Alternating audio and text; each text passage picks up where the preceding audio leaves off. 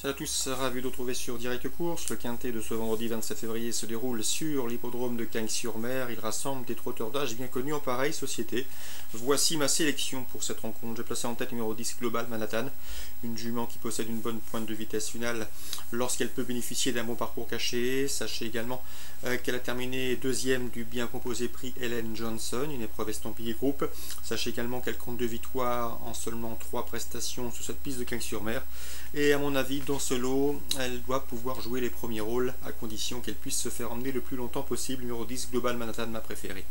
Je poserai le numéro 8, Slow du Beauvoisin, qui ne manque pas de référence sur cette piste cagnoise. Le cheval est efficace lorsqu'il peut évoluer pieds nus, ce sera le cas en ce vendredi soir. Il avait remporté le prix André Rousseau devant 4 de ses rivaux du jour. Une nouvelle fois dans ce lot, il devrait défendre chèrement ses chances et lutter pour les premières places. Attention également au numéro 12, Sophie Duvif, qui avait gagné le Trophée Vert en 2012, mais qui a également prouvé qu'elle était compétitive sur les pistes en dur, à savoir les cendrées ou les pistes en sable.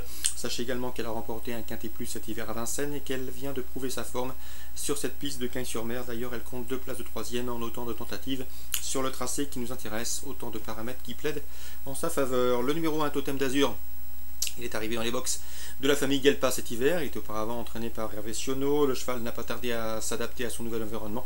Il a signé 2 succès au courant janvier. Une confirmation était si attendue. Le 4, Tempo de Carles, un cheval dur à l'effort. Il ne faut pas le juger sur sa dernière performance, son dernier classement brut, puisque ce jour-là, il luttait pour la 5e place lorsqu'il s'est montré fautif peu avant le poteau. C'était à Vincennes dans un quintet. Auparavant, le cheval avait bien tenu sa partie dans des lots de même facture à Cagnes. Il se plaît sur ce parcours, dur à l'effort. Il peut, à mon avis, venir corser les rapports de cette épreuve. Attention également au numéro 14, Tolima, qui compte déjà une victoire et une place en 7 tentatives dans les quintets. Pierre Lévesque se déplace pour la payalité, il faut y voir un signe. Le numéro 2 dans cette épreuve, qui ne surprendrait pas en prenant une place, c'est à savoir Rézéen Caganet. Il va sans doute courir caché à la faveur d'un bon déroulement de course. En se faisant oublier le long du rail, il peut venir chercher une allocation pour finir. Attention également au numéro 3, Tonight Sam. Le cheval a des références à ce niveau. Le seul bémol, c'est qu'il évoluera ferré, contrairement à ses 2 dernières victoires enregistrées sur cet anneau azuréen. Donc raison pour laquelle il figure plutôt en fin de sélection. Le 10, le 8, le 12, devant le 1, le 4, le 14, ensuite le 2 et le 3. Ma sélection pour ce quintet cagnois, le regret ou encore le partant, on citera Récital Carizet, qui a terminé 5e de cette course l'an dernier.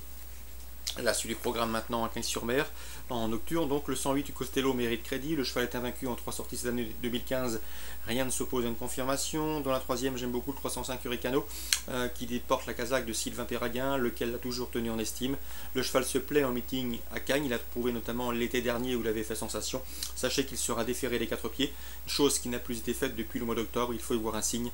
À mon avis, dans ce lot, il s'annonce redoutable, même si les visiteurs devraient pouvoir lui donner une bonne réplique, à commencer par le 307 Orbakens Fruella, qui est efficace sur les tracés réduits, qui sera déféré les 4 pour l'occasion. 305 et 307. Dans la suivante, il faut racheter le 409 Brouardo, qui vient de se montrer fautif, mais auparavant il avait terminé 2e sur ce parcours le 3 février, et ce devant 8 de ses rivaux du jour. Autant dire que dans ce lot il méritera amplement de passer le poteau en tête, le 409 Brouardo. Attention également au 403, à savoir Bad Boy du Dollar, qui reste sur 2 podiums à Vincennes, et qui se déplace ici en terre azuréenne avec des ambitions 409-403. Dans la 5e, j'aime beaucoup le 504 classe d'Urzi, qui a bien débuté puisqu'elle a été seulement devancée le jour de ses débuts sur ce parcours par un poulain estimé par Arnaud Chavat. Ici, elle trouve l'occasion d'ouvrir son palmarès. L'opposition semble en ses cordes. 504 classe d'Urzi. Dans la 7e, le 712 Dream des Obos aura ma préférence.